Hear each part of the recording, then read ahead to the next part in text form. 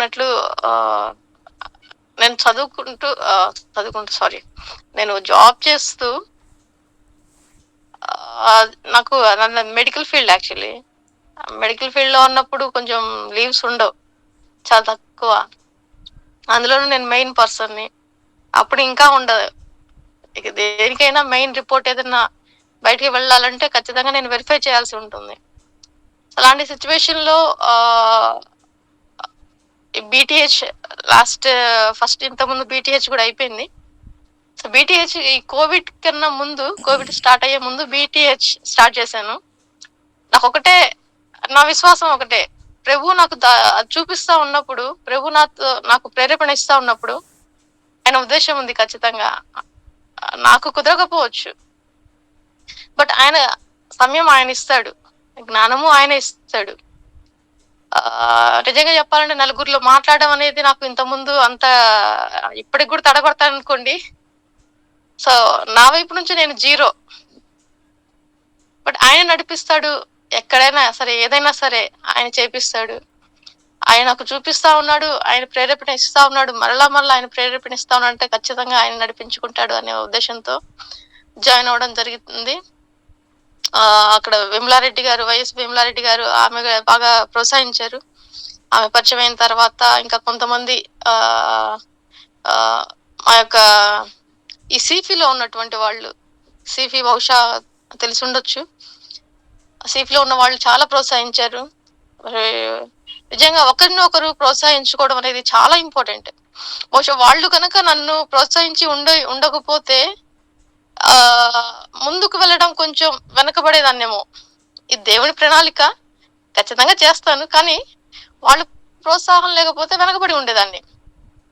అలాగున మరి దేవుని కృప ద్వారా మరి నా యొక్క సీఫీ, నా ఫ్రెండ్స్, ఆత్మీయ ఫ్రెండ్స్ వాళ్ళ యొక్క ప్రోత్సాహం దానివల్ల మరి ప్రతిరోజు నేను మార్నింగ్ 4 నుంచి రెడీ అవుతూ 5కి ఆఫీస్‌కి వెళ్ళిపోయేదాన్నండి. 5-6 ఆఫీస్‌కి వెళ్ళిపోయేదాన్ని.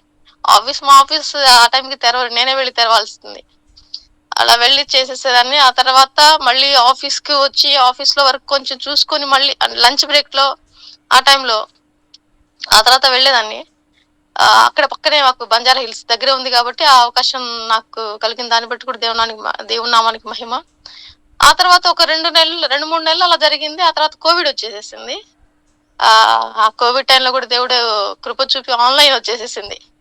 ఆన్‌లైన్ రావడం వల్ల నాకు ఇంకొంచెం ఈజీ అయిపోయింది. ఆన్‌లైన్ అని మాటే గాని రోజంతా కూర్చోవాల్సిందే. మార్నింగ్ నుంచి ఈవినింగ్ వరకు రోజంతా కూర్చోవాల్సిందే.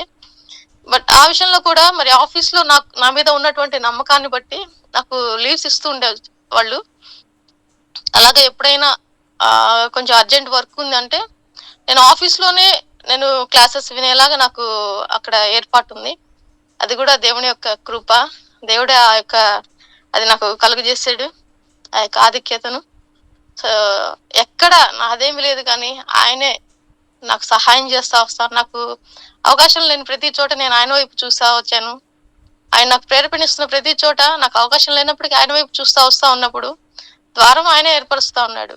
ఆయన ముందే ఏర్పరిచాడు. అది నేను వెతుక్కుంటూ దాన్ని చూసుకుంటూ ముందుకు వెళ్ళిపోతా ఉన్నాను.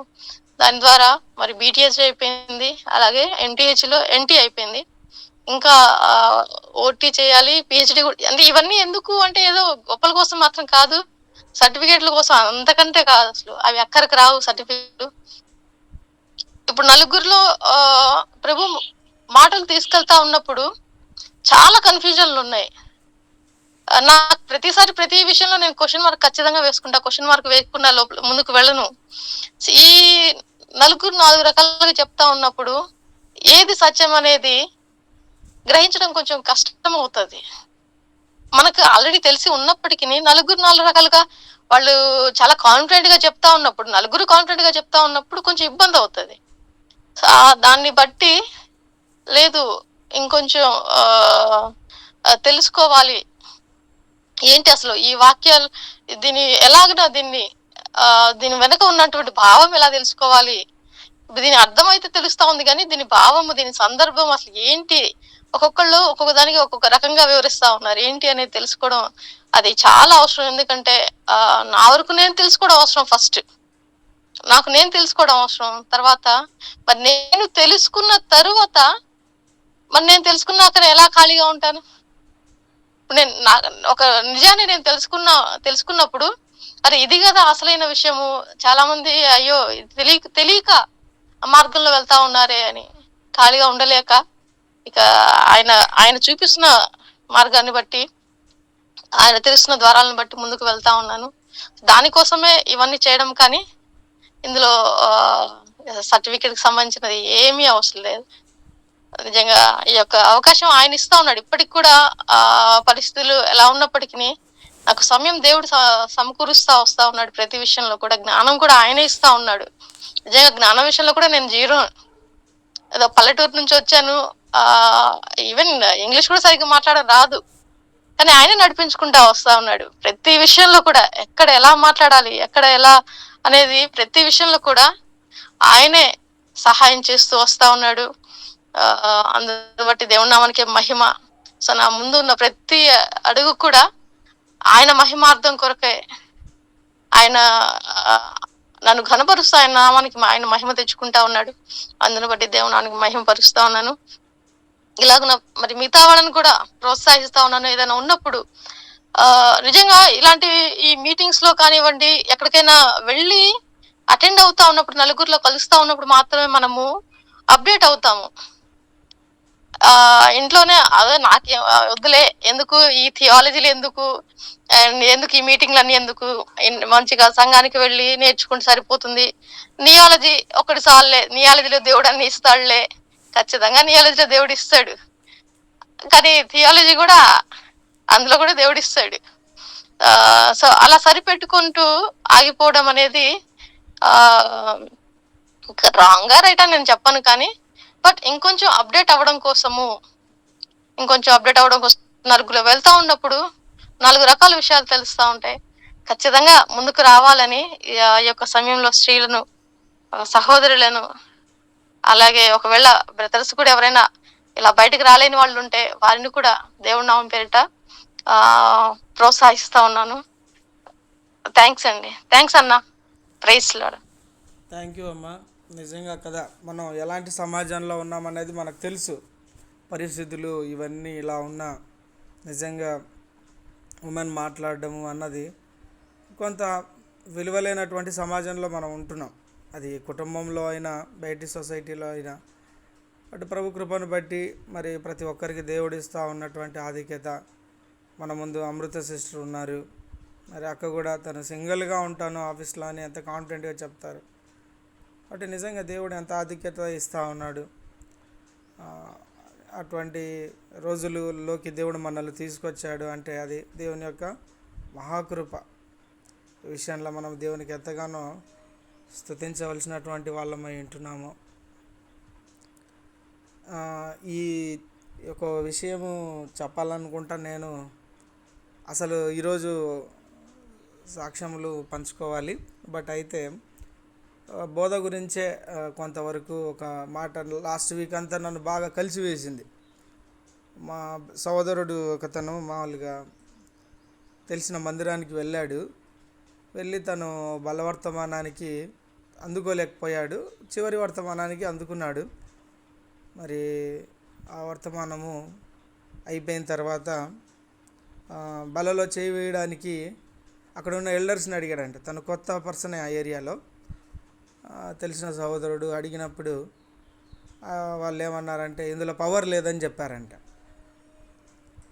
పవర్ లేదు అని చెప్పడం, అది మావాడు అసలు నాతోనే ఎక్కువ వాక్యంలో మేము గొడవ పడుతూ ఉంటాం. ఎప్పుడు పండగలకు కలిసినా కానీ వాని సిద్ధాంతాలు, నా సిద్ధాంతాలు ఎప్పుడు మాకంటే గొడవ అంటే కొట్టుకునేంత, అరుచుకునేంత కాదు. కానీ మాకు ఎప్పుడు ఒక ఫైట్ ఉంటుంది ఇంట్లో. ఇది ఇట్లా, అది ఇట్లా అనేది మాట్లాడుకున్నప్పుడు ఒక సరైన అవగాహనకు వస్తూ పోతూ ఉంటాం. వాడు ఫుల్ అప్సెట్ అయిపోయినాడు. అక్కడేం మాట్లాడలేదు. కానీ తర్వాత ఇప్పుడు ఈ దీంట్లో పవర్ లేదు, మరి ఇది తీసుకున్న వేస్టే ఇప్పుడు అని అక్కడ ఉన్న ఎల్డర్స్ చెప్పారంట. మంచి పేరు పొందినటువంటి సంఘమే. కానీ ఆ మాట అనేసరికి అర్థం కాలేదంట. ఇంకా మరి ఇప్పుడు ఇది ఎవరైనా తాగొచ్చు, పిల్లలైనా తాగొచ్చు, ఎవరైనా తాగొచ్చు అని చెప్పి అక్కడున్న పిల్లలకు ఇచ్చేశాడంట ఆ బల్ల యొక్క ఆ, ఆ ద్రాక్ష రసమును రొట్టెను, ప్రభువుకు సాదృశ్యమైనటువంటి ఆ యొక్క మరి ఆయన రక్తాన్ని ఇట్లా ఈ విధంగా వాళ్ళు చెప్పడం అన్నది నిజంగా ఎంతో దుఃఖపడుతూ వచ్చాడు. మీరేమైనా చెప్పగలుగుతారంటే చెప్పొచ్చండి ఈ విషయంలో. దీంట్లో పవర్ లేదు అనేది చెప్పడం అది ఎంత మటుకు కరెక్టు అంటారు అనేది ఒక మాట మీరు ఎవరైనా పంచుకోవచ్చు. ప్రభుదాసన కానీ ఎవరైనా కానీ ఇలా చెప్పడం వాళ్ళకు అవగాహన లేదనేది అంటామా, ఏం చెప్పాలో తెలియలేదు.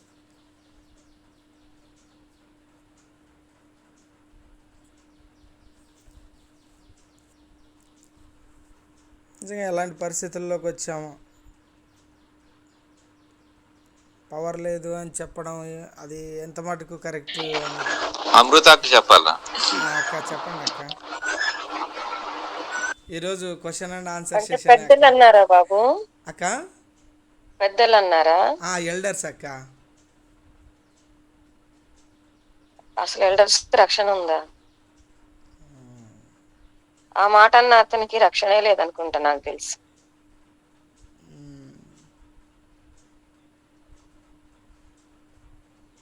పవర్ లేదంటే యేసు ప్రభు రక్తంలో ఎంత శక్తి ఉందంటే మరణాన్ని జయించినంత శక్తి ఉంది. మరణ బలం గల వాణిని మరణము చేతనే రక్షించినంత శక్తి ఉంది. అసలు చాలా తప్పు అతను ఆ విధంగా మాట్లాడడం. ఏమన్నా అందుకే ప్రదర్శన నిజమా అక్క? 100% అదే అనుకున్నాం మేము కూడా. చెప్పండి అక్క, చెప్పండి ప్లీజ్ కంటిన్యూ. యేసు ప్రభు రక్తానికి అంటే అది నేను ప్రభువు వలన పొందిన దానిని అనేసి అని అంటాడు పౌలు. ఈ ఏదైతే బల్ల ప్రతి ఆదివారము మనము బలలో పాల్గొంటూ ఉన్నామో అది పౌలు నుంచి స్టార్ట్ అయింది కాదు. నేను ప్రభువు వలన పొందిన దానిని మీకు ఇస్తున్నానని అంటాడు. అంటే ఇట్ ఈస్ ఫ్రమ్ గాడ్. ఈ యొక్క అది కానీ లేకపోయి ఉంటే మనము ఇప్పుడైతే మన అనుకూలతను బట్టి అందరం సంఘంగా ఆదివారం కూడడం జరుగుతుంది కాబట్టి ప్రతి ఆదివారము బలలో పాల్పొందుతూ ఉన్నాం. కానీ ఆది దినాల్లో మాత్రము అనుదినము ఇంటింట రొట్టె విరుచుచు అని అపోస్తల కార్యంలో రాయబడి ఉందన్నమాట. ఆది సంఘం ప్రారంభమైనప్పుడు ప్రతి దినము కూడా వాళ్ళు రొట్టెలో పాల్పొందుతూ ఉండేవాళ్ళు. కాబట్టి అది దాంట్లో పాల్గొంటే పవర్ వస్తుందని కాదు, యేసు ప్రభు యొక్క శక్తిని బట్టి మనం రక్షించబడ్డాము. దానిని సాదృశ్య రూపకంగా ప్రభు వారు ఇచ్చారు. ఏంటంటే నేను వచ్చు పర్యంతము మీరు దీంట్లో దీన్ని చెయ్యండి అనేసి. ఎందుకంటే మానవుని యొక్క టెండెన్సీ ఏంటంటే ఆయన మేలులను అనుభవించి మనం మర్చిపోయే వాళ్ళంగా ఉంటాం. పేతురు ఒక చోట అంటాడు, పూర్వ పాపములకు రక్షణ కలిగింది కూడా మర్చిపోతామంట. మర్చిపోయే పరిస్థితులు ఆది సంఘంలోనే అనుదినము బలలో పాలు పొందే ఆ దినాల్లో సైతము మీరిట్టి క్రియలు చేయకపోయినట్లయితే అని ఒక లిస్ట్ ఆఫ్ క్రియలు ఇచ్చి ఆ పేతురు పత్రికలో మనం చూస్తాం. చేయకపోతే మీరు పూర్వ పాపములకు పాప క్షమాపణ కలిగిందని మర్చిపోయి గుడ్డివాళ్ళు అయిపోతారనేసి దేవుని వాక్యంలో రాయబడి ఉంది.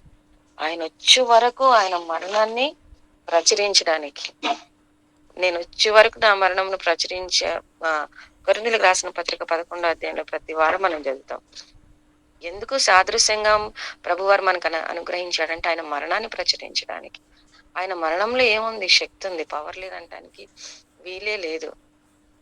ఆయన మరణంలో ఉన్న శక్తి, ఆయన మరణించి తిరిగి లేచిన ఆ పునరుద్ధాన శక్తి ఎంత గొప్పది అనంటే ఈ దీనమైన శరీరము మహిమ కలిగిన శరీరంగా మార్చేంత గొప్ప శక్తి ఉంది ఆ యొక్క రక్తానికి, ఆ యొక్క శరీరంలో.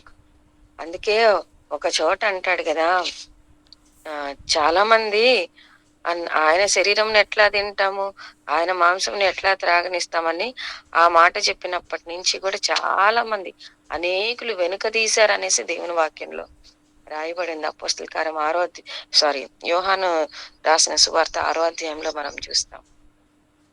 ఇది మనుష్య రీతిగా ఆలోచించే వాళ్ళకి అర్థం కాదు. ఎవరైతే దీంట్లో శక్తి లేదు అని అన్నారో అతను శరీరానుసారమైన అంటే దేవుని వాక్యమును బట్టి నేను చెప్తా ఉన్నాను, నేను తీర్పు తీర్చడం కాదు. కానీ దేవుని వాక్యంలో ఉంది కరెక్ట్ గా. ఒక్క నిమిషం చూస్తాను నేను. యోహాను సువార్త 6వ అధ్యాయంలో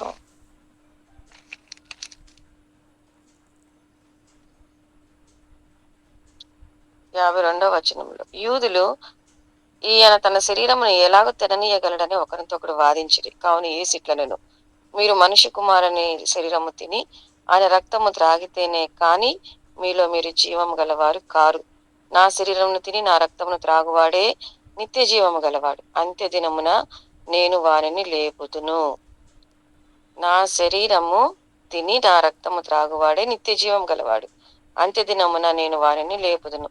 నా శరీరము నిజమైన ఆహారమును, నా రక్తము నిజమైన పానము ఉన్నది. నా శరీరమును తిని నా రక్తము త్రాగువాడు నా యందును నేను వాని యందును నిలిచి ఉందును.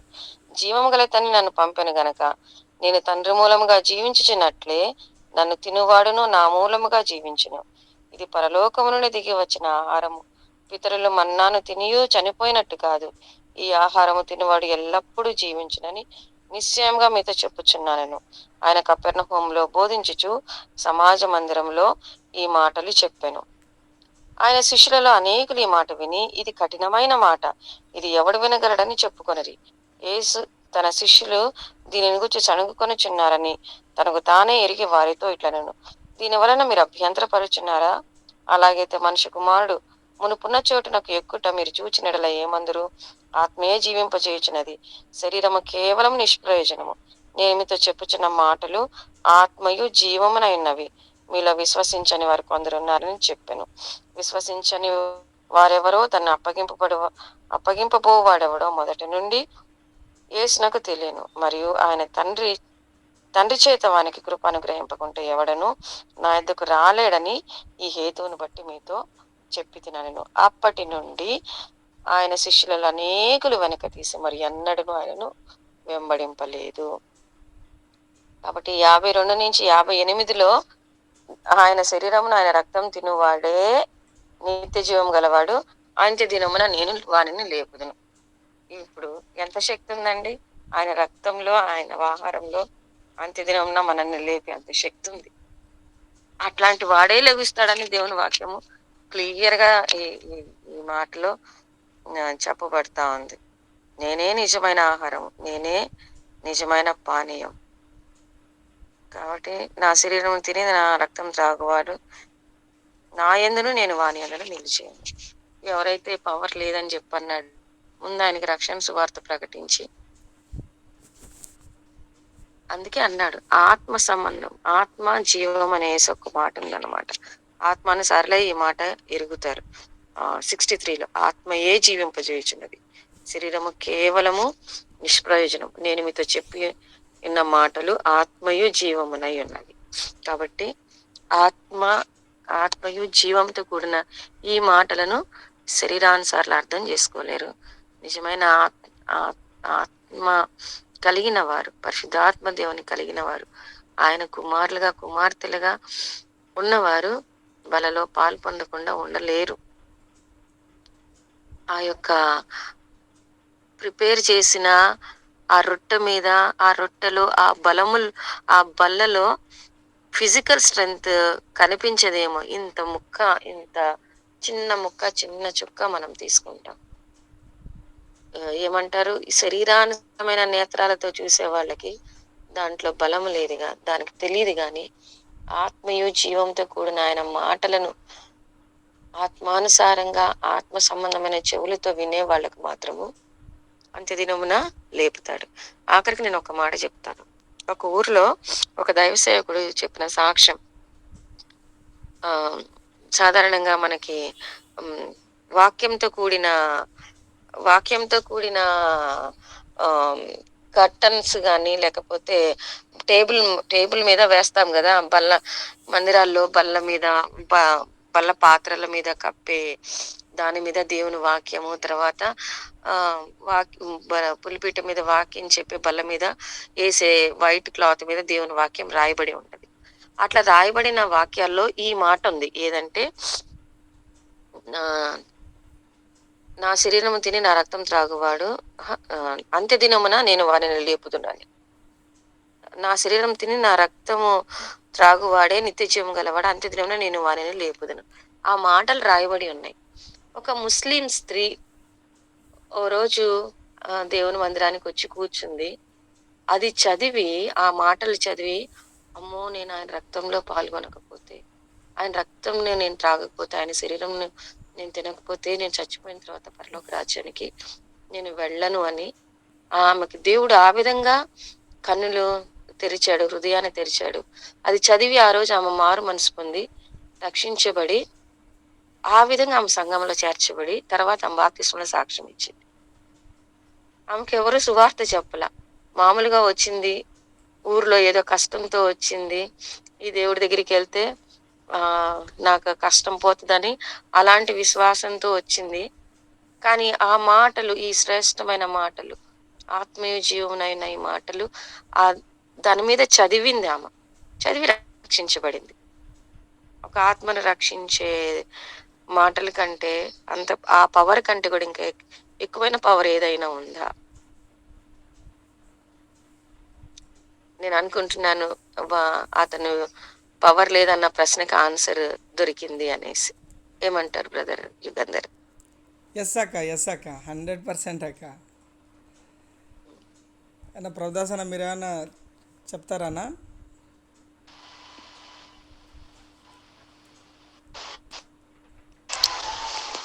Praise lord. అయితే నేను కూడా వాక్యంతో నేను కూడా మాట్లాడతాను. 1 కొరింథీ 11వ అధ్యాయంలో మరి 28వ వచనంలో మనం చూస్తే, ఇక్కడ ప్రభు బల గురించి పౌలు మాట్లాడుతూ, ఎవరైనా మీలో పొందకుండా ఒక ఎంత పొరపాటు ఏదైనా కనపడి పొందకుండా వెళ్ళిపోతారేమో, ఇది మాత్రం ప్రభు వచ్చే వరకు మీరు ఖచ్చితంగా ఇది చెయ్యాలి అని పౌలు ఉద్దేశించి వారికి కొందీలకు ఈ ప్రభు యొక్క రొట్టె రసం గురించి ఆయన మాట్లాడతాడు. నేను మీకు అప్పగించిన దాన్ని నేను వచ్చే వరకు మీరు ఇలాగ చేయాలి, నా శరీరమును జ్ఞాపకం చేసుకున్నట్టుగా దీన్ని చేయండి, ఆ ప్రకారమే భోజనం అంటాడు.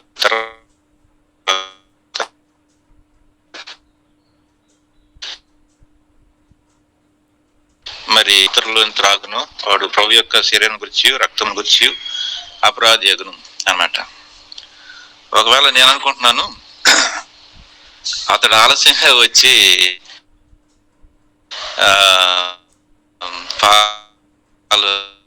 పాలు పొంగులు పొందుతున్నాడు కదా, దాని మీద ఏమన్నా ఒక దురుసుగా అంటే ఎట్లా పొందకూడదు అనే ఆలోచన లోపల పెట్టుకొని ఆ మాట మాట్లాడేమో అనుకుంటున్నాను నేను. అయితే పౌలు ఏమంటాడంటే 27వ వచనంలో, కాబట్టి ఎవడు అయోగ్యత ఎంచుకోవాలి. ఫస్ట్ దాన్ని పొందే క్రమం ఒకటి ఉంది, ఆ క్రమంను మనం పాటించుకోవాలా. ఒకటి అదే రక్షణ పొందాలి, సంఘాన్ని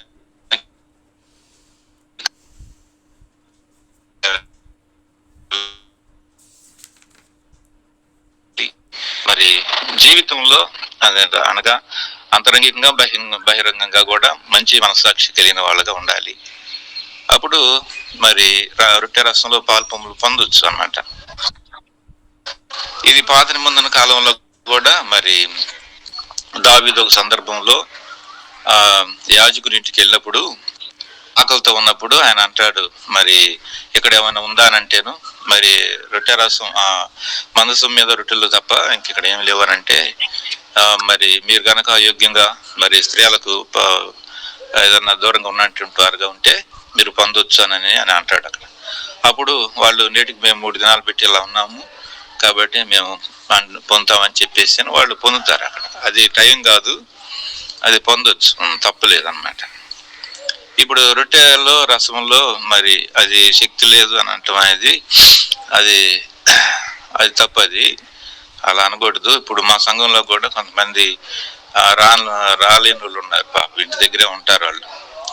నేనే వాళ్ళకి రొట్టె రసం ఇక్కడి నుంచి పంపిస్తాను, ఎందుకంటే దేవుడు చెప్తున్నాడు ఇక్కడ, నేను వచ్చే మీరు ఇది చేయాలి, ఖచ్చితంగా చేయాల్సిందని చెప్పేసి అని ప్రభు ఆజ్ఞ ఉంది కాబట్టి వాళ్ళు రాలేనటువంటి యోగ్యతలో ఉన్నారు కాబట్టి వాళ్ళని కరోనా టైంలో కూడా మరి 4 గ్రూపులుగా చేసి 4 స్థలాలకు మేము రొట్టెల రసం పంపించాం. వాళ్ళు పాల్పొమ్ములు పొందారు చక్కగా. వాళ్ళు మేము ప్రభు బల్లో పాల్పొమ్ములు పొందాం అనేటువంటి ఒక మంచి అనుభూతి వాళ్ళు కలిగి ఉన్నారు, సంతోషాన్ని కలిగి ఉన్నారు.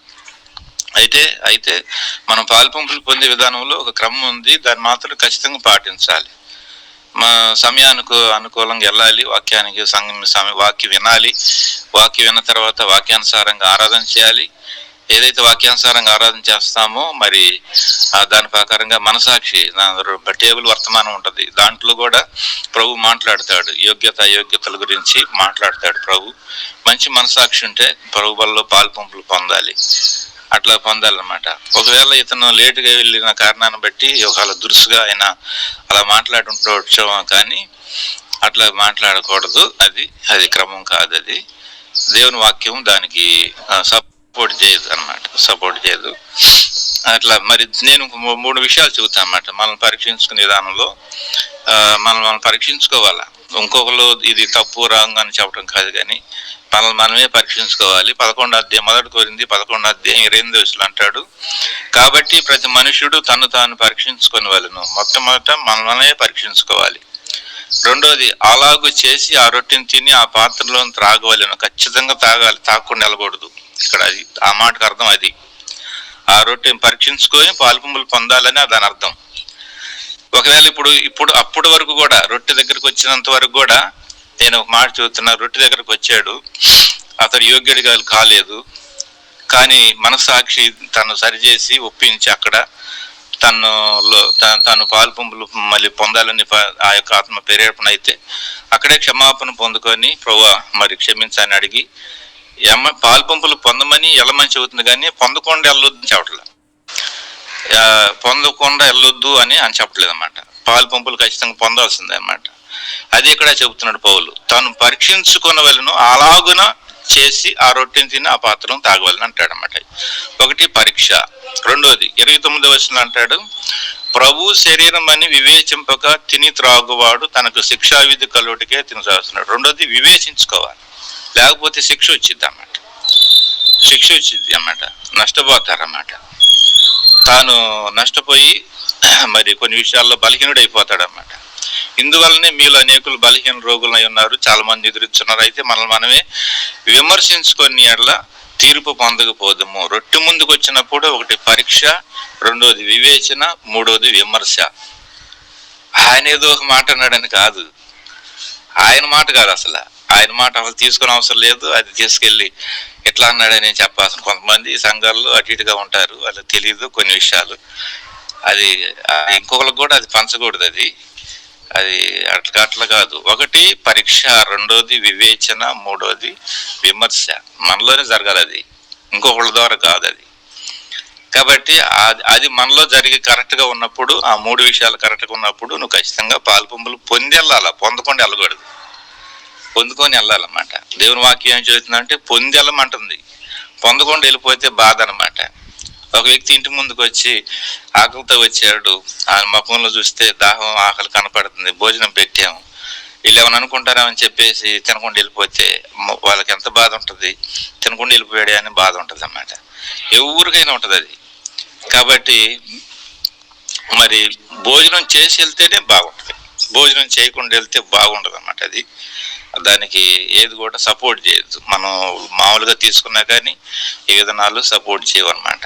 కాబట్టి మనం ఈ విషయాల్లో మనం కూడా మన మట్టుకు మనం క్లారిఫై కలిగి ఉండాలి. కొంతమంది సంఘంలో వచ్చి ఊరికెళ్ళిపోయే వాళ్ళు ఉంటారు, వాళ్ళని గమనించాలి, వాళ్ళని మనం హెచ్చరిక చేయాలి. మరి వాళ్ళు ఏదైనా మనసాక్షి ఏదైనా తప్పులో ఉంటే, తప్పు మార్గంలో ఉంటే వాక్యం ద్వారా హెచ్చరిక చేయాలి, వారిని క్రమశిక్షణలో పెట్టుకోవాలి. మరొకసారి ఇలాంటివి జరగకుండా మనం చూసుకోవాలి. అలాగూ ప్రభు మనకి సహాయం చేస్తాడు. Praise lord. థ్యాంక్ యూ అన్న, నిజంగా thank you so much. Praise the lord. మనం బల విషయంలో లేదంటే దేవునికి సాదృశ్యమైన ఆయన రక్తంలో ఆయన శరీరంలో చేయి వేసేటప్పుడు కొంత అవగాహన అన్నది ఇప్పుడున్నటువంటి కొందరికి, ఒకవేళ అది లేకపోయినా మనం మాత్రం నిజంగా ఈ యొక్క 11వ అధ్యాయం 1 కొరింథీ పత్రికలో ఉన్నటువంటి విధానంలో అది ప్రభు బయలుపరిచినట్టుగా మనం అన్న చెప్పినట్టు 3 పాయింట్స్ కూడా మనం గుర్తుపెట్టుకొని పరీక్ష చేసుకొని మరి పాలు పొందడం అన్నది తప్పనిసరి. ఒప్పుకొని ఆ మాట మనం నిజంగా ఆ విధానంలో మనం పాలు మనలో ఏ యోగ్యత లేదు, అది ఆయన ఇచ్చిన కృప. నిజంగా దేవునికి మహిమ. ఈ యొక్క సమాధానాన్ని బట్టి మనం ఇంకాస్త వివరణ మనము పొందుకున్నాము. ఇంకొక ప్రశ్న అయితే, ఇది కొంత టైం పట్టే ప్రశ్నే, బట్ అయితే మనం నెక్స్ట్ వీక్ అయినా మనం మాట్లాడదాము. అంటే ఇది నేను ఎలాంటి అవగాహనలో ఉన్నానో మరి నాకు తెలియడం లేదు, మరి ఇది మీరు కూడా నాకు చెప్తే బాగుంటుంది అనేది నా ఆలోచన. మీరందరూ కూడా కొంత ఇప్పుడు ఎలా ఉంటుందంటే కొన్ని చోట్ల ఒక ఎక్స్ట్రీమ్ కేసెస్. ఈ ప్రశ్న ఏంటంటే ప్రభువాక్యం చూపిస్తాం. 1 పేతురు పత్రిక 1వ అధ్యాయం 14వ వచనంలో ఉంటుంది, నేను పరిశుద్ధుడనై ఉన్న ప్రకారం మీరును పరిశుద్ధులై ఉండండి. ఇది మనం రక్షణ పొందిన ప్రతి ఒక్కరికి పరిశుద్ధపరచబడము అన్నది ఒక ప్రక్రియ. అది ఒక రోజుతో పూర్తిగా అవ్వదు. అలా అని మరణించేంత వరకు కూడా ఈ ట్రాన్స్ఫర్మేషన్ అనేది మనలో జరుగుతూ ఉంటుంది. కానీ మనము బోధించేటప్పుడు కానీ లేదంటే ఎవరికైనా చెప్పేటప్పుడు కానీ నువ్వు పరిశుద్ధంగా ఉండాల్సిందే. నువ్వు పరిశుద్ధంగా ఉండలేకపోతే నువ్వు ఎక్కడ జీవించలేవు. నువ్వు దేవుణ్ణి కలిగి ఉండాలి. దేవుని కలిగి ఉండాలని చెప్పడంలో ఏమాత్రం తప్పు లేదు. కానీ నువ్వు ఖచ్చితంగా పరిశుద్ధంగా ఉండాలి అన్నప్పుడు మనం ఎలాంటి పరిస్థితులు చూస్తూ ఉన్నాము అంటే, ఇప్పుడు పౌలే అంటాడు కొన్ని సందర్భాల్లో, నేను ఇది చేయాలనుకుంటున్నాను కానీ చేయలేకపోతా ఉన్నాను అనే ఒక సందర్భం రోమాపత్రికలో చూస్తాం. ఇంకాస్త మనము ఇప్పుడున్న ప్రజల దగ్గరికి వచ్చినప్పుడు, అరే వీళ్ళందరూ పరిశుద్ధులు కదా, వీళ్ళతో నేను సహవాసం చేసేదేంటి, వీళ్ళతో నేను ఫ్రెండ్షిప్ చేస్తే నాకు వాల్యూ ఉంటుందా, లేదంటే ఇక వాళ్ళు ఏమనుకున్నారంటే వాళ్ళ ఉద్దేశంలో పరిశుద్ధంగా అయిపోవడం అన్నది ఖచ్చితంగా 100% వీళ్ళలో జరిగిపోయిందేమో, ఇంకా నేను ఆ స్థాయికి ఎప్పుడు రాలేను, ఎందుకంటే నేను ప్రతి వారం ఏదో ఒక బలహీనతలో లేదంటే ప్రతిరోజు ఏదో ఒక బలహీనతలో నేను పడిపోతూ ఉన్నాను, వీళ్ళతో నేను సహవాసం చేయలేను, అలా అని నేను ఎప్పుడు ఆ స్థాయికి రాలేను, వీళ్ళకి వచ్చినటువంటి ఆ టర్నింగ్ పాయింట్ నాకు ఎప్పుడు వస్తుంది అంటే మనం అది మన బిహేవియర్లో చూపిస్తూ ఉంటాం, మనం చేసే పనుల్లో చూపిస్తూ ఉంటాం. అది లోపల ఉండకపోగా బయట కనపడతా ఉంటుంది ఎక్కువ. అంటే నేను ఇది తప్పుగా చెప్పట్లేదు, కానీ ఇలాంటి వారిని మనం దగ్గర తీయడానికి వాళ్ళు వస్తూ ఉన్నా కానీ ఈ మనం చెప్పేటటువంటి ఖచ్చితంగా పరిశుద్ధంగా ఉండాలి అనే ఖచ్చితత్వంలోనికి మనం తీసుకురాగలగాలి అన్నది మంచి ఉద్దేశం. అది వాక్యంలో నుంచి మనం పక్కకు వెళ్ళడం కాదు, కానీ వీళ్ళకు అవగాహన రావడానికి వీళ్ళు ఇంకా మేము ఎప్పటికి మాకు అలాంటి అర్హత లేదులేండి, మేము పాపులము అంటే సరైన అవగాహన లేకపోగా వాళ్ళు అలా ఉన్నారు అనేది చెప్పలేము. ఇంకొకటి, బోధిస్తున్నప్పుడు మనం కూడా ఇలాంటి బలహీనతలలో మనం పడిపోయినప్పుడు తిరిగి ఇప్పుడు మనం ప్రభు రక్తాన్ని సాదృశ్యాన్ని నిజంగా మాట్లాడుకున్నప్పుడు ఒప్పుకొని ఖచ్చితంగా ఆ మాట పరీక్ష చేసుకొని వాళ్ళు పంచుకుంటే వెంటనే మనం పరిశుద్ధాత్మ దేవుని దుఃఖపరచకుడి దేవుడని, లేదంటే మనం ఏదైనా మనకు శరీరాన్ని ప్రేరేపించే విధంగా ఏదైనా బలహీనత చేసినప్పుడు పరిశుద్ధాత్మ దేవుడు దుఃఖపడతాడు, ఆయన మౌనం వహిస్తాడు అని లేఖన భాగాలు ఉన్నాయి. తిరిగి మనం పశ్చాత్తాపడినప్పుడు అసలు పశ్చాత్తాపము అన్న పదాన్ని మనం తీసుకునే రాలేం. మనం బోధ చేస్తూ ఉన్నప్పుడు ఖచ్చితంగా ఇది ఖచ్చితమే, ఇలానే ఉండాలి అంటే నేనేదో పాపం చేయమని లేదంటే తప్పు చేయమని ఇలా చెప్పేయండి అని చెప్పడం లేదు, కానీ పశ్చాత్తాపడాలి, ప్రతిసారి పశ్చాత్తాపడాలి. ఎందుకంటే మనిషి ఈ శరీరంతో ఉన్నంత కాలము ఆయన అంటాడు కదా, నాలో ఒక పాప నియమం ఉంది అని పౌలు చెప్తాడు. ఆ పాప నియమం ఉంది కాబట్టి ప్రతిసారి మనం దేవుని సహాయంతో రక్షణ పొందకముందు బయటి నుంచి మనకు వ్యతిరేకత ఉంటుంది. రక్షణ పొందిన తర్వాత హృదయంలో నేనా దేవుడా అన్న ఫైటింగ్ లోపల నడుస్తుంది. ఇంతే తేడా. కానీ పోరాటం అన్నది బయట లోపల నుంచి మనకు ఉంటుంది. మనము దైవజనుడు లేదంటే దేవుని పనిచేసే వ్యక్తి లేదంటే సేవకుడు అన్నప్పుడు ఆయనను దైవజనుడు కూడా ఒక మనిషి అనేది చూడడము అనేది పూర్తిగా మర్చిపోయి దేవునిలా చూడడం ఒకటి వచ్చేసి, ఆయన పరిశుద్ధుడేమో సంపూర్ణంగా ఆయన చెప్పినప్పుడు ఆయన అమ్మో అన్నటువంటి భయం ఒకటి, ఇంకోటి ఏంటంటే వాళ్ళతో కలిసి మేము సావాసం లేము అలాంటి గ్యాప్ వచ్చేసింది జనాల మధ్యన. అంటే వాళ్ళు రాలేకపోతూ ఉన్నారు, ఇంకా ఈ పరిశుద్ధతలోకి మేము ఎప్పటికీ రాలేము. ఇంకా ఆ యూటర్న్ అనేది ఎంతో ప్రయత్నం చేస్తూ ఉన్నా కొన్ని సంవత్సరాల నుంచి కానీ నేను ఈ బలహీనతలో మరలా పడిపోతూ ఉన్నాను అన్న భయంతో వాళ్ళు ఇంకా రాలేని పరిస్థితికి వచ్చింది. అంటే వాళ్ళ తప్పును నేను సమర్థించడం లేదు, కానీ ఇలాంటి వారికి మనం ఏ విధంగా తెలియజేస్తే ఈ పరిశుద్ధపరచబడ్డము అనే ప్రక్రియ గురించి వాళ్ళు తెలుసుకోగలుగుతారు. ఖచ్చితత్వం కరెక్టే, కానీ మరి పౌలు చెప్తా ఉన్న నియమము కానీ పౌలు చేయలేకపోతా ఉన్నాను అన్నటువంటి విషయం కానీ ఆయన అలా చెప్తూ 8వ అధ్యాయం 1వ వచనానికి వచ్చి ఇప్పుడు క్రీస్తు యేసునందున్న వారికి ఏ శిక్షా విధి లేదు అంటాడు.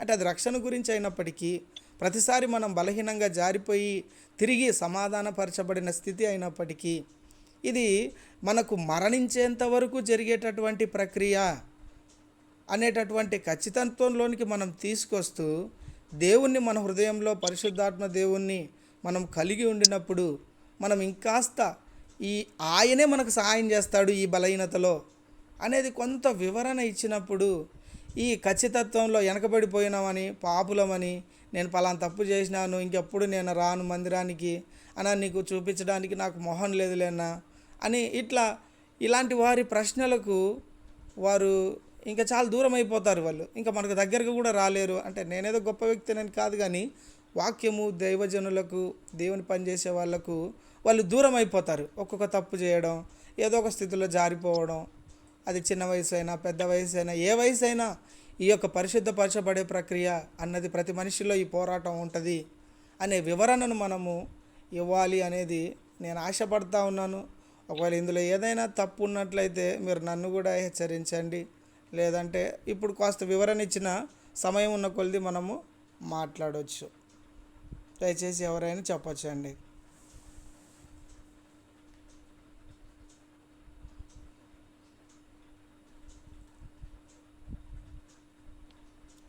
అంటే నేనేదో ఈ ఖచ్చితత్వం మనము చెయ్యాలి అని చెప్పట్లేదు, కానీ ఇది ఎంత మేరకు తీసుకోవచ్చు అన్నది నేను ఆలోచిస్తూ ఉన్న విషయము. మనం వచ్చే వారమైనా కంటిన్యూయేషన్గా మనం మాట్లాడదాం. ఎందుకంటే మనం ప్రార్థనలు చేస్తూ ఉన్నాం, సాక్ష్యాలు పంచుకుంటున్నాం, కానీ వాక్యంలో మనకున్నటువంటి ఈ యొక్క పరిస్థితులు ఎలా మనం ఈ సంఘకాలంలో మరి వారికి అందించాలి,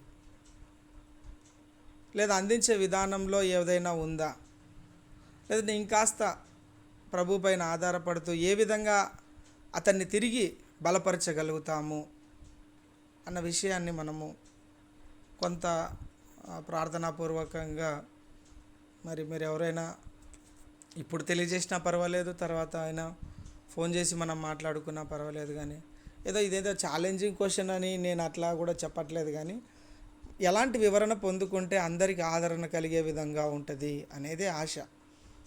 ఎందుకంటే మనము ఇలా మాట్లాడుకోవడం సంఘాల్లో లేదా మందిరాల్లో జరగదు. ఇలాంటి అవకాశం ఉంది మనకు, దేవుడు ఇచ్చాడు, దేవునికి మహాకృపను బట్టి. కాబట్టి మనం అందరం నోరు తెరిచి మన ప్రశ్నలు మనం పంచుకున్నప్పుడు ఇంకాస్త ఆత్మీయంగా అయ్యో ఈ బండ నేను మొయ్యలేను అన్నటువంటి స్థితి నుంచి దేవుడు ఆ బండ నుంచి కూడా మనల్ని విడిపించగలడు అన్న స్థాయికి రాగలుగుతాము అన్నది ఆశపడతా ఉన్నాను. మీరు ఎవరైనా చెప్పొచ్చండి, అందులో ఎలాంటి సందేహం లేదు. తప్పును ఖండించాలి అనేది మనం వాక్యంలో చూస్తూ ఉన్నాం. అలాని అన్న ప్రైజ్ అమ్మ చెప్పండి. నిజంగా మీరు చెప్పినట్టు పరిశుద్ధపరచబడడం అనేది ప్రతి దినం జరగవలసిందే. ఎందుకంటే మనం ఈ లోకంలో జీవిస్తా ఉన్నాం, మాలిన్యమైనటువంటి ఈ లోకంలో జీవిస్తా ఉన్నాము. అలాగే మనకు ఆదాము నుంచి పాపం అనేది సంక్రమించింది అన్న విషయం కూడా మనకు తెలిసిందే. పరిశుద్ధపరచబడడం ప్రతిదినం జరగవలసినటువంటి ప్రక్రియ, అందులో డౌటే లేదు. అయితే నీతిమంతులుగా తీర్చబడిపోయాం క్రీస్తు యొక్క కృప వల్ల. మన నీతిమంతులుగా మాత్రం తీర్చబడ్డాము, కానీ పరిశుద్ధత అనేది ప్రతిదినం జరగవలసిందే. ఒక్కసారిగా ఎవరు పరిశుద్ధులుగా తీర్చబడి ఉండరు. అది దేవుడు మాత్రమే దేవునికి మాత్రమే సాధ్యం. అది ఆయన మనల్ని ప్రతిదినం మనం పరిశుద్ధ ఆ ఆయన మనల్ని పరిశుద్ధపరుస్తూ ఉంటాడు. అది ప్రతిదినం మనము దేవుని ఎదుట ఆ ప్రక్రియను దేవుని ఎదుట మాత్రమే, వేరే ఇంకా ఏ పాస్టర్ ఎదుట కాదు, ఏ సంఘం ఎదుట కాదు, ఎక్కడా కాదు. అది కేవలం దేవుని ఎదుట మాత్రమే జరుగుతూ ఉంది. ప్లేస్ ఏదైనా కావచ్చు, కానీ వ్యక్తి మాత్రం దేవుడు మాత్రమే. దేవుని ఎదుట మాత్రమే మనం పరిశుద్ధపరచుకోగలము. ఆ విషయానికి ఇంకా ఈ పాస్టర్లకు, సేవకులకు, విశ్వాసులకు మధ్య ఈ గ్యాప్ అనేది అది ఎలా ఏర్పడింది అనేది అంటే ఇంతకుముందు మనకు వీళ్ళేంటంటే విశ్వాసులు అంటే సంఘికులకు, విశ్వాసులు అంటే అందరు విశ్వాసులు సేవకులు వేరేం కాదు. అందరు సేవకులే, అందరు విశ్వాసులే.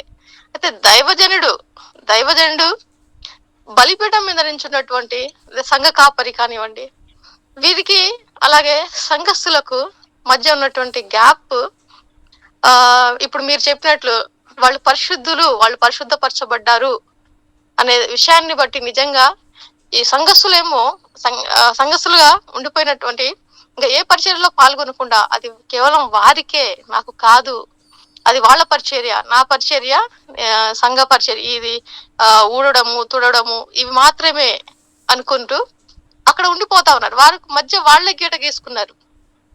ఇక్కడ సంఘ కాపురి గీట గీసాడని చెప్పడానికి లేదు, కానీ సంఘస్థులే ఎక్కువగా, ఒకవేళ అది ఎవరు గీసినప్పటికీ వీళ్ళు ఇంకా ఎక్కువ చేసుకుంటూ వచ్చారు. దీనికి మధ్య వీళ్ళు హైలైట్ చేసుకుంటూ అగాధాన్ని వీళ్ళే ఏర్పాటు చేసుకుంటూ వచ్చారు, దూరాన్ని సంఘస్థులు ఏర్పాటు చేసుకుంటూ వచ్చారు.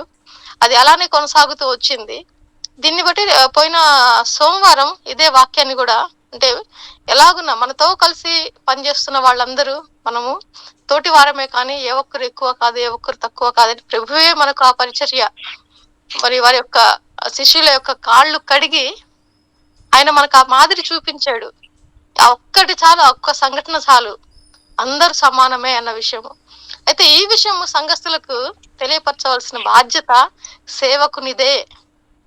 అంటే అనేక మంది సేవకులు ఏమనుకుంటారంటే, మనం సమానం అంటే ఆ యొక్క సంఘ విలువలు తగ్గిపోతాయి, సంఘ క్రమం అనేది పోతది అని. ఇది నేను చాలాసార్లు వింటా వచ్చానండి. సంఘ క్రమాన్ని బట్టి కొన్ని విషయాలు చెయ్యట్లేదు, ఎంకరేజ్ చేయట్లేదు అంటా ఉన్నారు.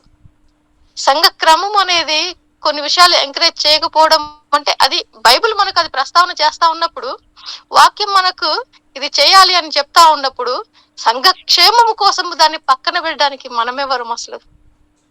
అది సంఘ క్షేమం కొరకే దేవుడు దాన్ని, ఆ క్రమాన్ని ఇచ్చినప్పుడు సంఘ క్షేమం కొరకు దాన్ని పక్కన పెడతా ఉన్నాం అని చెప్పేస్తా ఉన్నారు. అది ఆ సంఘ కాపరి యొక్క బాధ్యత, దాని యొక్క సమానత్వము, దాని ద్వారా విలువలు పెరుగుతాయి, కానీ ఎక్కడ విలువలు తగ్గినట్లు మనకు బైబిల్ చెప్పట్లేదు, వాక్యం ఎక్కడ చెప్పట్లేదు.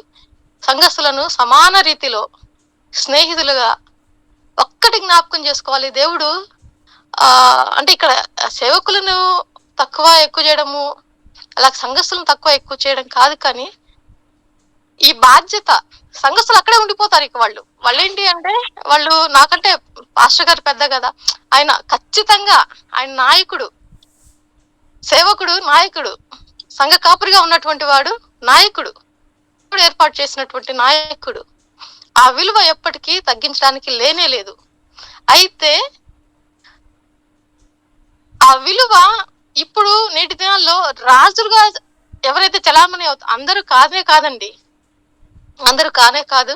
కొంతమంది ఆ యొక్క గ్యాప్ రావడానికి, గ్యాప్ తీయడానికి చేయవలసిన పని ఒకటి, సంఘ కాపరి. సంఘ కాపరిని దేవుడు సంఘం కోసం ఏర్పాటు చేశాడు. సంఘ కాపరి కోసము సంఘాన్ని దేవుడు ఏర్పాటు చేయలేదు, సంఘం కోసం కాపరిని ఏర్పాటు చేశాడు.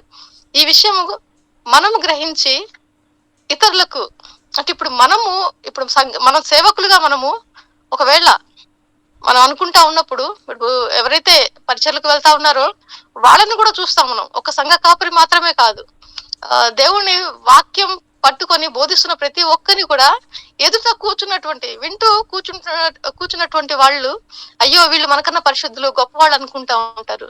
కానే కాదు, ఆ విషయం మనం వాళ్ళకి వివరించి చెప్పాలి. మేము ఇది నేర్చుకున్నాము, ఇక్కడ ఉన్నాము, అలాగే మీకోసం మమ్మల్ని పంపించాడు, కానీ మా కోసం మీరు ఏర్పాటు చేయబడలేదు. ఈ విషయం, ఈ క్లారిటీ ఉండాలి. ఇంకొకటి, ఇంతకు ముందు మాట్లాడుకున్న విషయాన్ని బట్టి, ఆయన బల్ల విషయంలో ఆయన తీసుకోవడానికి వచ్చినప్పుడు మరి ఈయన చెప్పిన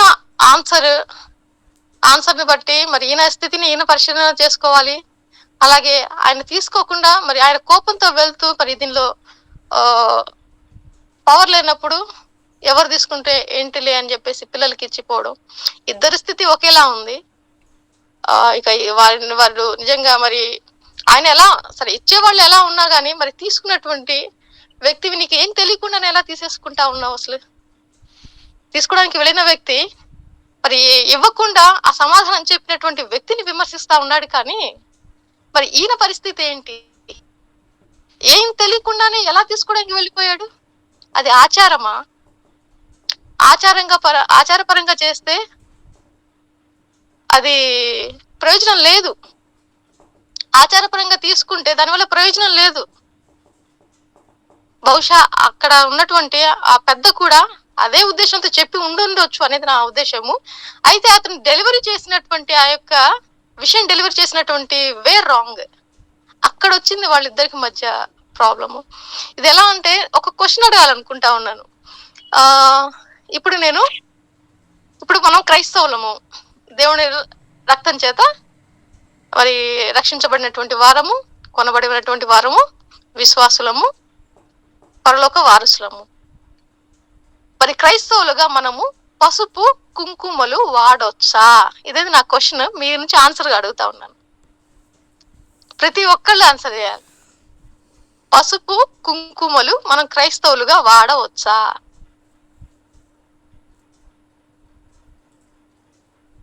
ప్రతి ఒక్కళ్ళు ఆన్సర్ కావాలి.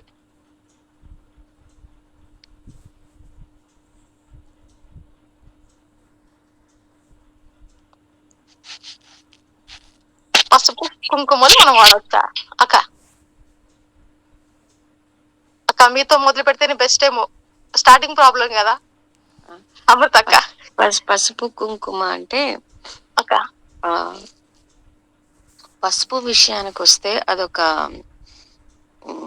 న్యాచురల్ యాంటీబయాటిక్, న్యాచురల్ రెమెడీ కాబట్టి ఆ రీతిగా మనము పసుపుని వాడచ్చు. బికాస్ ఏదన్నా కోసుకుంది వెంటనే ఇంట్లో వాళ్ళు ఏం చెప్తారంటే, రే పసుపు తీసుకురండిరా, గాయం మీద పెడదాము అనేసి అని అంటారు. సో యాజ్ ఎ మెడిసినల్ వాల్యూగా, తర్వాత మన వంటకాల్లో కానీ ఆ రీతిగా సమ్ టైమ్స్ మన స్కిన్ ఏదన్నా ప్రాబ్లం వచ్చినప్పుడు ఆ రీతిగా వాడుకోవడం మంచిదే. కానీ నా దృష్టిలో అదొక ఆచార రీతిగానో, లేకపోతే ఏమంటారు, అది ఒక విగ్రహార్పితమైన రీతిలోనూ వాడితే మాత్రము అది తప్పు. ఈ పాయింట్ అక్క కావాల్సింది నాకు. ఈ పాయింట్ అంటే ఎలా అయిపోయామంటే, పసుపు కుంకుమ అంటే అదేదో అన్యులకు సంబంధించిందని అయిపోయింది. కానీ ఎవ్రీడే మన వంటకాల్లో పసుపు లేకుండా తినట్లేదు కదా. అసలు పసుపు కుంకుమ అంటే విగ్రహాలకు సంబంధించింది అయిపోయింది, అలా చేసేసాము. కానీ ఇక్కడ మనము క్రైస్తవులు ముట్టకూడదు విగ్రహ అర్పితమైనది మాత్రమే. పసుపు కుంకుమ వాళ్ళు వాడుతా ఉన్నారని చెప్పేసి మనం వాడకపోతే వాళ్ళు అన్నం కూడా తింటా ఉన్నారు, మరి మనం కూడా తినకూడదు కదా. నిజంగా అక్క, ఈ మాట ఆ విగ్రహ అర్పితమైనది, విగ్రహానికి ప్రతిష్ఠిత చేయబడినది. అది ఏ విగ్రహమైనా సరే, అందులో యేసు ప్రభు విగ్రహమైనా సరే, మేరీ మాత విగ్రహమైనా సరే, విగ్రహానికి అర్పించినది, అన్య దేవతల పేరిట అర్పించబడినది ఏది మనం ముట్టకూడదు అనే విషయం చెప్పాలి. ఆ క్లారిటీ ఇవ్వకుండా మనం పసుపు కుంకుమలు ముట్టకూడదు అని చెప్పేస్తా ఉన్నారు. ఇక్కడ వస్తా ఉంది ప్రాబ్లం అంతా ఇక్కడ వస్తా ఉంది. అంటే ఆ విషయము మనం తెలుసుకున్నప్పుడు అది ఎంత వరకు కరెక్ట్ అనేది దాన్ని పరిశీలన చేయకుండా ఒకటి చెప్పినప్పుడు గుడ్డిగా నమ్మేసుకుంటూ వెళ్ళిపోతా ఉన్నాం. రెగ్యులర్ గా మనం వాడుతా ఉన్నాం కదా పసుపు. పెద్ద పెద్ద వర్డ్స్, పెద్ద పెద్ద మాటలు అంటే సరే, అవి అర్థం కాక వదిలేస్తాం అనుకోండి. చిన్నది రెగ్యులర్ గా మనం తింటా ఉన్నాం. కానీ ఈ పసుపు కుంకుమలు అనగానే అమ్మో పసుపు కుంకుమలు ఇది అన్యాచారం మాత్రమే అని చెప్పేసి మేము వాడమండి పసుపు కుంకుమలు అని చెప్పేస్తా ఉన్నాం. కానీ చెప్పే డెలివరీ చేసే విధానంలో కూడా మనకు మన ఈ యొక్క గ్యాప్ అనేది కూడా వస్తా ఉంది. దాన్ని బట్టి కూడా మనము ప్రభు దగ్గరకు, ప్రభు రక్షణలోకి అన్యులను తీసుకొని రాలేము. ఆ విషయం కూడా చాలా జాగ్రత్త పడాల్సి ఉంటుంది. ఏదైనా అవతల వ్యక్తి అలాగే యువతల వ్యక్తి గ్రహించుకునే విధానంలో, అలాగే డెలివరీ విషయంలో కూడా ఈ గ్యాప్ అనేది వస్తూ ఉంటుంది. థ్యాంక్ యూ అన్న. ప్రైజ్. ఎస్ అమ్మ, అక్క ప్రశ్నలోంచి ఇంకో ప్రశ్న తీసుకొచ్చింది. బట్ కరెక్టే, అంటే ఉద్దేశం ఏదైనప్పటికీ మనం ఈ విధంగా మాట్లాడాలి అనేది నా ఉద్దేశం అండి. ఇందులో ఏదో మనం తెలుసుకోవాలి, నాకే అంత తెలుసు లేదా మీకే అంత తెలుసు అనే ఉద్దేశం కాదు. కానీ ప్రభువు ఆయన అమర్చాడు ఆయన శరీరంలో, ఒకరిని ఆయన శరీరంలో. కాబట్టి మనం నేర్చుకోవాలి. నిజంగా ఇలాంటి క్వశ్చన్ అండ్ ఆన్సర్ సెషన్ అందరం అటెంప్ట్ చేయాలి. అప్పుడే వాక్యం అనేది గట్టిగా మనకు తగులుతుంది. అది వాక్యం తగిలినప్పుడు, లేదంటే ఇంకొకరి ద్వారా దేవుడు మాట్లాడుతున్నప్పుడు మనం సరిచేయబడతాం. తర్వాత ఆ వ్యక్తిని కూడా స్వీకరించగలగాలి. ఎందుకంటే మనం ఒకదానికి అలవాటు పడిపోయాం. బోధ వింటూ వింటూ వింటూ వింటూ వింటూ వెళ్ళిపోయి పెద్ద చెవులు వేసుకొని వెళ్ళిపోయాం. దయచేసి ఎవరిని ఉద్దేశించి విమర్శించట్లేదు, కానీ మనం మాట్లాడుకోవాలి, ఆ సమయాన్ని ఇవ్వాలి. ఆ సమయాన్ని ఇస్తూ వచ్చారు. ఎంతగా ఇస్తూ వచ్చారంటే వాళ్ళ ఇంట్లో సరుకులు లేవన్న విషయాన్ని కూడా తెలుసుకొని సరుకులు ఎత్తిచ్చారు. సంఘకాలంలో లేనటువంటి వారికి, విధవలైనటువంటి వారికి, అనాథలైనటువంటి వారికి వాళ్ళు పరిచర్య చేస్తూ వచ్చారు. అనాథలైనటువంటి వారిని, లేదంటే విధవలైనటువంటి వారిని పరిచర్యలో ఉంచుతూ వచ్చారు. అంటే వాళ్ళతో మాట్లాడకూడదా, ఇది చేయకూడదా, ఇవన్నీ మనం ఒకటి మాట్లాడాలి. మనం నోరు తెరవాలి. నిజంగా ఒకరి నుంచి ఒకరం నేర్చుకోవాలి. మనకు చెప్పగలిగినంత దేవుని సహాయంతో నిజంగా ఇంకాస్త ఈ యొక్క అవేర్నెస్ అన్నది మనం బోధకుల ద్వారా నేర్చుకున్న దాంతో పాటు ఇలాంటి ప్రశ్నల సమాధానాల సమయం కలిగినప్పుడు మనం నోరు తెరిచి మాట్లాడాలి.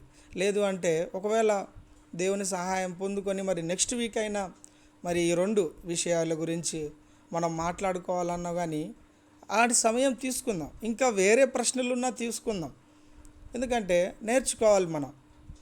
దేవుడు అందరికీ ఒక్కొక్కరికి ఆ యొక్క ఆధిక్యత ఇస్తూ ఉన్నాడు. మనం ఆ ప్రశ్నలోనే ఉండిపోకూడదు. అరే మనతోనే పంచుకోవడానికి బైబిల్లో ఉన్న వాక్యం గురించి ఇబ్బంది పడుతూ ఉన్నాడు అంటే ఆ వ్యక్తికి నీకు ఎంత గ్యాప్ ఉంది, ఆ వ్యక్తికి నీకు ఎంత కష్టం ఉంది, అసలు ప్రేమ అన్న ఉద్దేశం ఉందా?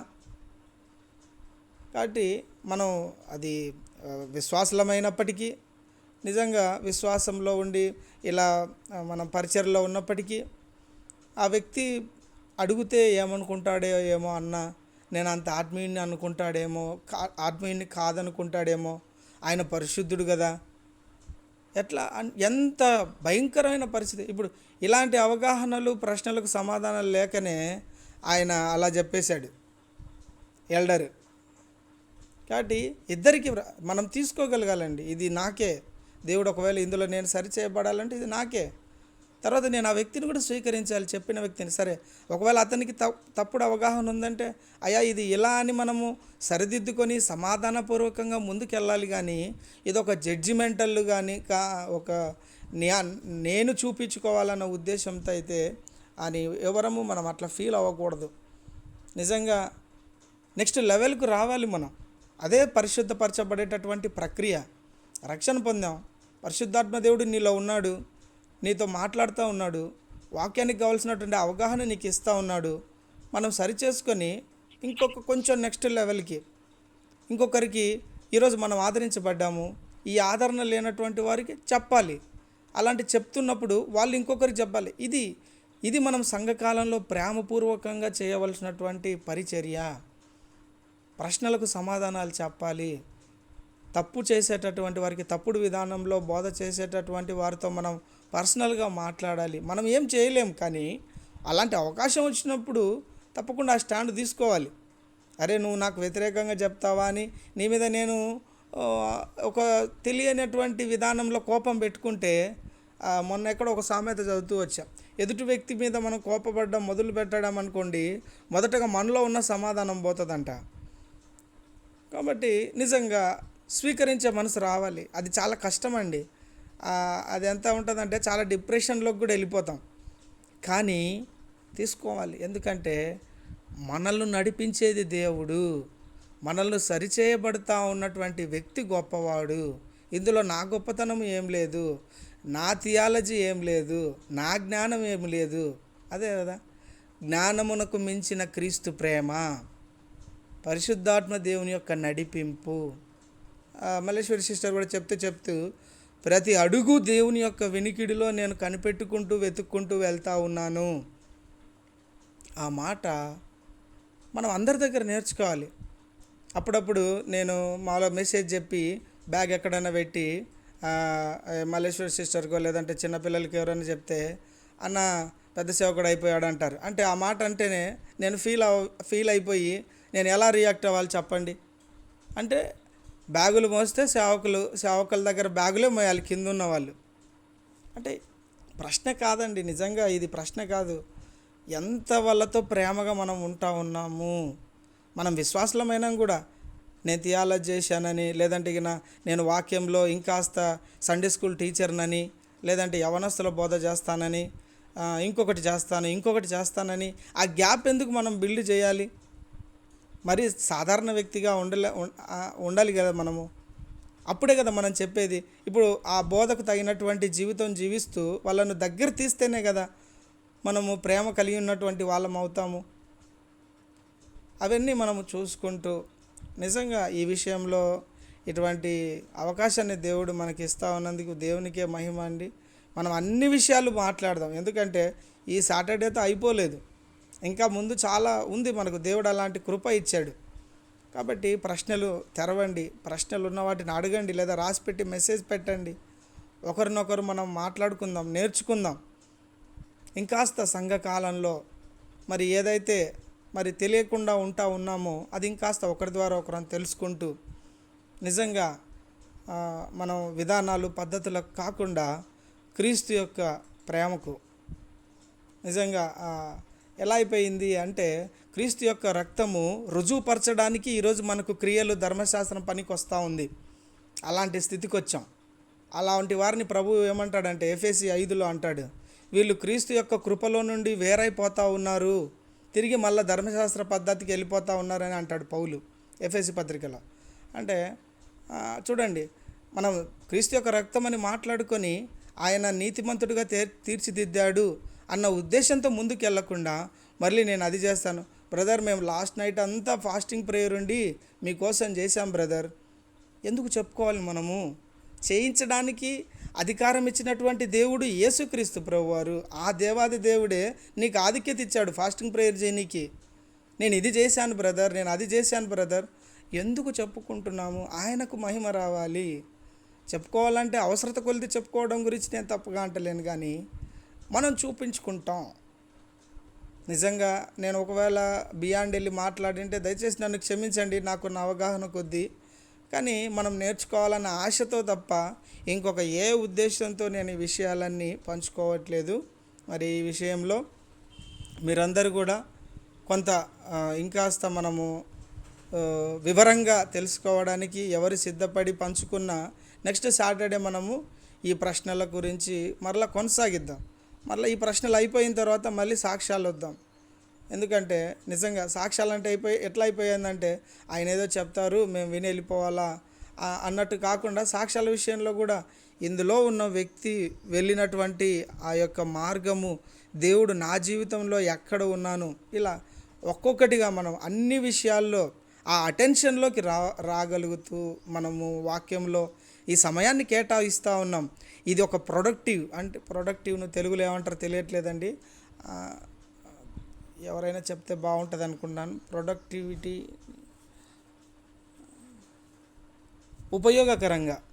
ఉపయోగకరంగా ఈ సమయాన్ని ఇంకాస్త మనము దేవుడు మనకు సహాయం చేయనట్లు మీరందరూ కూడా ఈ విషయంలో సిద్ధపడి ముందుకు రావాలని ప్రతి ఒక్కరిని బతిమాలుకుంటున్నాను, ప్రభు పేరట బతిమాలుకుంటా ఉన్నాను. ఈ సమయంలో మన మధ్యన ఉన్నటువంటి నల్లి సిస్టర్ ఒక పాట పాడతారు. తర్వాత ప్రభుదాస్ అన్న చివరి ప్రార్థన చేసి చివరి ఆశీర్వాదంతో మనము ముగించుకుందాం. నల్లి సిస్టర్ ఉన్నారాక? Praise lord.